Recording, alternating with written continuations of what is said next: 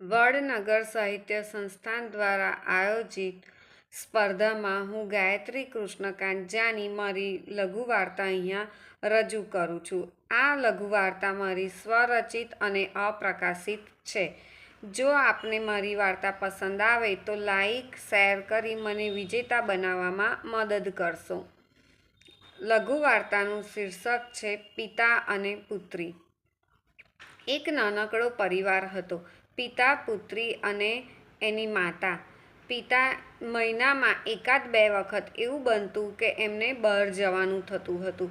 પિતા અને પુત્રી વચ્ચે એટલા બધા લાગણીભર્યા સંબંધો હતા. નાની હતી 10 વર્ષની બાળકી, પણ એના મનમાં એવી જ સમજણ હતી કે રાત્રે અંધારું થાય એટલે પિતા ઘરે આવી જાય તો જ એને ગમતું. પિતાથી છૂટા પડવું એને જરાય ગમતું નહોતું.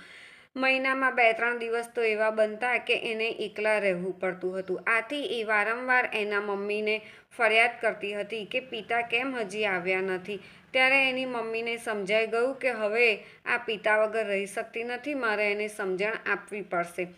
માતાએ પુત્રીને કહ્યું કે આપણા પિતા, તારા પિતા તો 2-3 દિવસ જ બહાર જાય છે કામ માટે, અને એ આપણા માટે જાય છે, પોતાના પરિવાર માટે.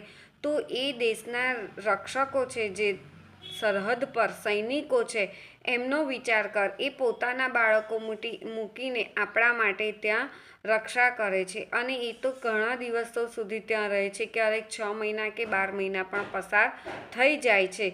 તો હવે તું એમનો વિચાર કર. એના કરતાં તો તું ઓછા દિવસ તારા પિતાથી છૂટા પડીને રહું છું.